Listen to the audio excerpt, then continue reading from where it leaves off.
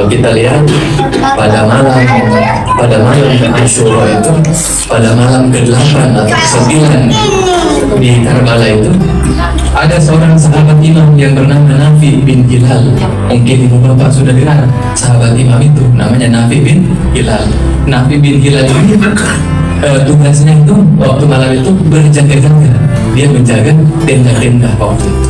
Dia menjaga tenda agar mewaspadai serangan musuh yang tiba-tiba datang.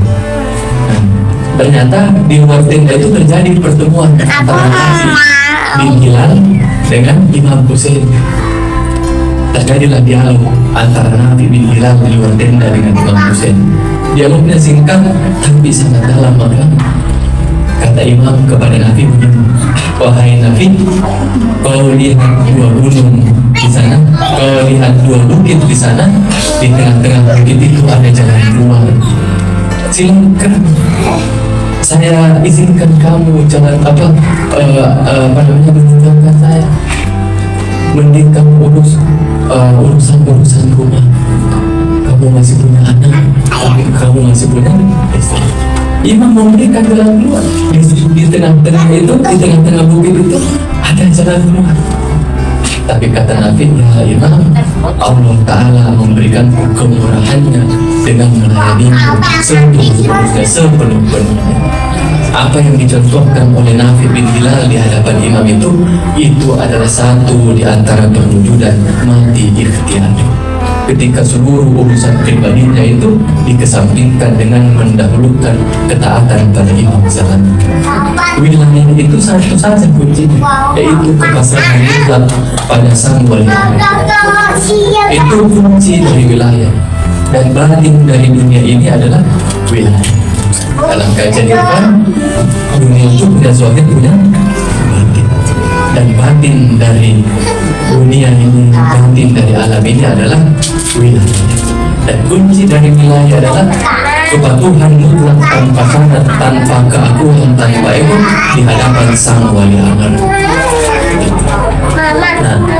Alladzi khalaqal mauta wal hayata, setelah melakukan kematian ikhtiari lalu masuk pada perbuatan yang bukan hanya hidup tapi menghidupkan, itulah kematian ikhtiari, itulah perbuatan yang menghidupkan, itulah yang bisa disebut dengan ahsanu amal, persembahan yang terbaik, persembahan cinta di hadapan Tuhan yang terbaik.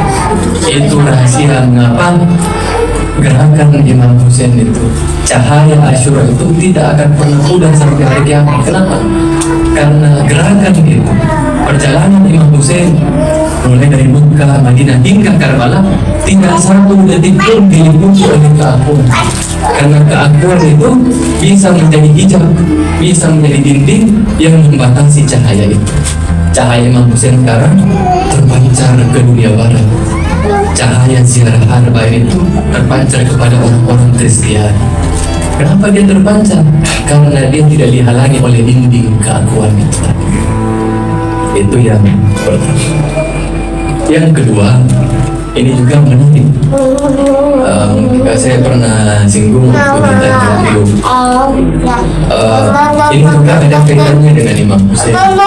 Seperti yang saya bilang tadi, banyak ayat Al-Quran itu yang terkait dengan Ahlul Bait, tapi sayangnya karena kurang ditadabburi, karena kurang ditafakuri, kita tidak melihatnya sebagai hubungannya dengan Ahlul Bait. Surah Al-Baqarah ayat 43. Mungkin ibu bapak sering dengar. A'udzubillahi minasyaitonir rajim. Aqimus shalah wa atuz zakah warka'u ma'ar raki'in. Yang artinya, dirikanlah sholat, tunaikanlah zakat, dan rukuklah bersama orang-orang yang ruku. Pertanyaannya, kan perintah pertamanya apa? Aqimus sholat, dirikanlah sholat.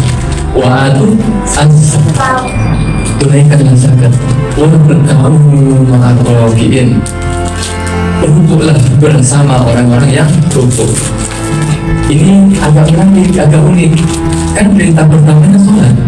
Bukankah dalam sholat itu sudah ada rukuk? Kenapa dia perintahkan rukuk? Ya kan? Nah, itu masuk dalam kajian Daqaiqul Quran, kajian tentang presisi Al-Quran, kajian tentang kedalaman, ketepatan makna Al-Quran. Aqimus sholat wa atuz zakat, warka'u ma'ar raki'in. Sudah disuruh sholat, disuruh lagi rukuk. Padahal dalam sholat itu sudah ada rukuk. Apa maksudnya? Rukuk yang dimaksud di ayat itu, warka'u ma'ar raki'in, bergabunglah, berrukuklah bersama orang-orang yang rukuk. Rukuk yang dimaksud itu bukan sekedar rukuk yang seperti biasa kita lakukan, bukan sekedar itu rukuk yang dimaksud. Warka'u ma'ar raki'in, laksanakanlah sholat, tunaikanlah zakat, rukuklah bersama orang-orang yang rukuk. Rukuk yang dimaksud adalah ketika seluruh zahir dan batin kita itu tunduk di hadapan apa yang diinginkan oleh Tuhan. Itu yang dimaksud dengan rukuk. Jadi rukuk yang dimaksud bukan sekedar rukuk yang seperti yang kita lakukan. Nah, perintah warka'u ma'ar raki'in, bergabunglah bersama orang-orang yang rukuk, itu kalau mau diterjemahkan secara maknawi itu begini terjemahannya: dirikanlah sholat, tunaikanlah zakat, bergabunglah dengan orang-orang yang zahir dan batinnya tunduk mutlak di hadapan kehendak Tuhan. Itu yang dimaksud dengan rukuk. Itu sisi menarik ayat itu. Yang kedua, sisi menarik yang lain adalah kenapa perintah rukuk bersama orang-orang yang rukuk disebutkan setelah sholat dan zakat? Bukankah sholat itu sudah mencegah kita dari fahsya dan munkar? Inna sholata tanha anil fahsya'i wal munkar. Sungguh sholat itu mencegah kalian dari perbuatan keji dan munkar. Kalau memang sholat itu sudah tidak mampu mencegah kita dari seluruh perbuatan keji dan munkar, kenapa diperintahkan lagi warka'u ma'ar raki'in? Apa gunanya warka'u ma'ar raki'in di situ? Jadi perintah sholat, jadi urut-urutannya perintah sholat, perintah zakat, warka'u ma'ar raki'in. Penempatan warka'u ma'ar raki'in, perintah bergabung bersama orang-orang yang rukuk, bersama orang-orang yang menurutkan keakuannya itu setelah perintah sholat dan zakat. Itu seakan-akan itu sebagai isyarat bahwa sholatmu itu, zakatmu itu tidak akan mampu mengubah akhlakmu sebelum kamu bergabung dengan orang yang rukuk. Maka warka'u ma'ar raki'in itu ditempatkan setelah perintah sholat dan zakat, karena sholat dan zakat itu disempurnakan dengan mengikuti warka'u ma'ar raki'in itu, ar-raki'un itu. Dan perwujudan manifestasi raki'un yang amat sempurna itu ada pada Imam Husain dan kafilah. Ketika seluruh hidupnya itu tidak ada lagi, jadi semua yang hadir dalam kafilah Imam Husain, semua yang hadir dalam rombongan Imam Husain itu tidak ada satupun, hatta bahkan bersih tanah hati, lintasan pikiran, tidak ada untuk kesenangan pribadi,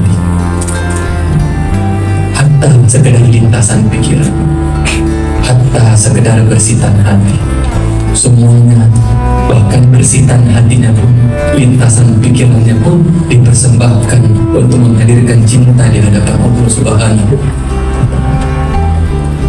Jadi kafilah Imam Husain itu adalah madrasah meluruskan keakuan. Keakuan itu adalah hijab paling besar yang menghalangi air mata kita untuk menangisi Imam Husain.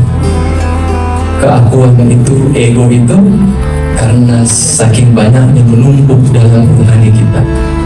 Keakuan itu saking banyaknya menumpuk dalam batin seorang hamba, itulah yang menghalangi air matanya tidak bisa mengalir.